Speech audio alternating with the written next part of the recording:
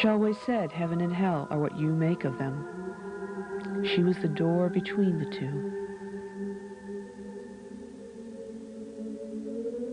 My little brother and I found her in an abandoned theater.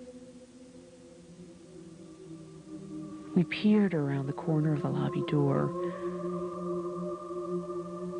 Our eyes followed a tunnel of light down from the projector booth to the screen.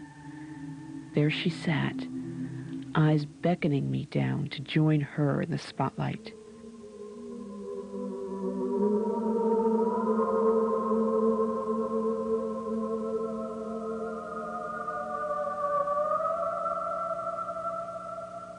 Her shadow, bigger than life, mesmerized me.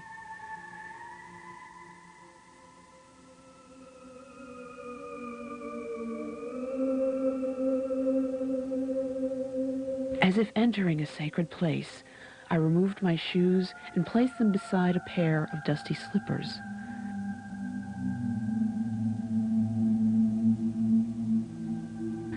I walked barefoot down the aisle, proud of my discovery.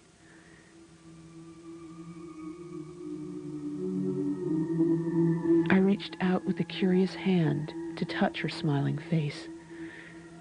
My hand never touched her shadow, but instead penetrated it like smoke.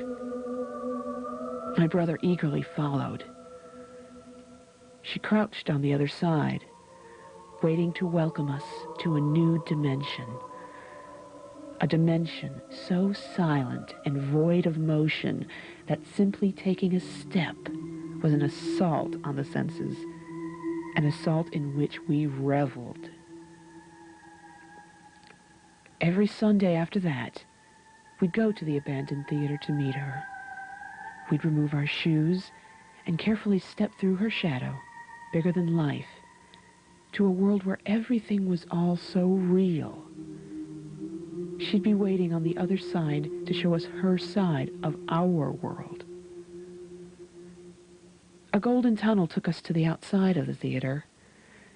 The architecture had not changed, but everything else felt different. We were the only live creatures in this world. Death permeated the air and made me feel all the more alive. For this, I was grateful to her. Downtown, my brother occupied himself in the abandoned street, pounding out rhythms as bare feet hit cobblestone. Ghosts inhabited the town walls, clinging to lifelong habits. Each time she would show me the newly deceased, always adults. Adults never want to let go of life, she told me as mentor to pupil. They cling to the security of the known until they fade into the architecture. Children take the journey. She led us away from the town to the railroad crossing. She'd hopscotch down the tracks, chanting, "Ollie, Ollie, oxen free, children, come to play with me. Down the tracks, far away, past the gate, is where they stay." We followed, imitating her every move. Stopping in front of a gate, she would point to a mystical pasture. There, behind the trees, that's where the children play. I wanted to jump the gate and frolic in the pasture with the ghosts of children, but this is as far as she would take us. So I leaned over the gate, as far as she would let me, waiting to catch a glimpse of children playing in the distance.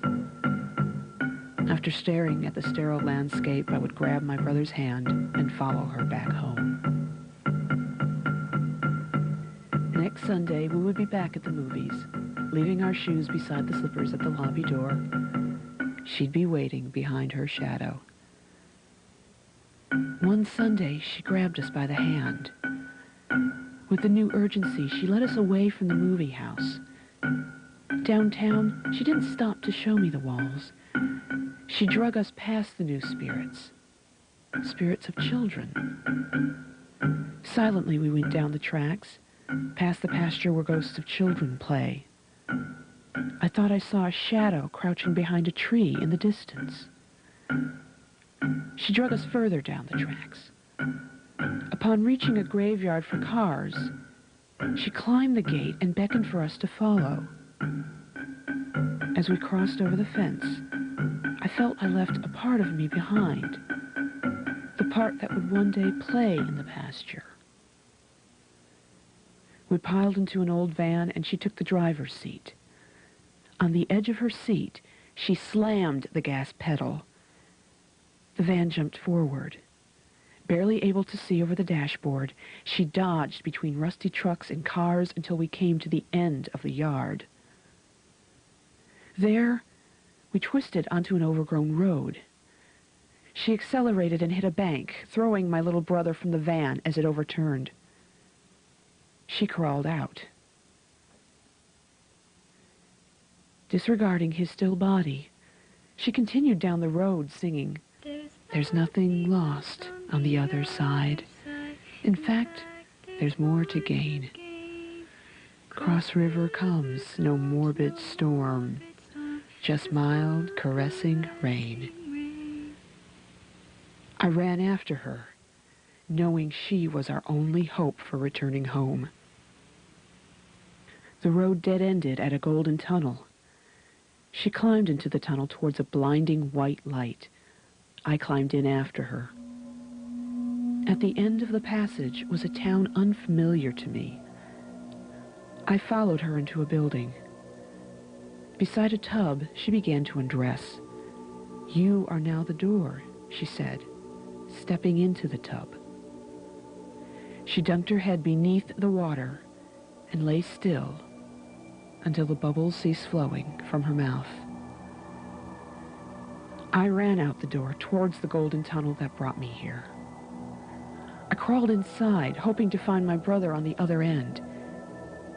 Instead, I stepped out of a tree into the pasture. The tree held me, unable to leave and unable to crawl back through.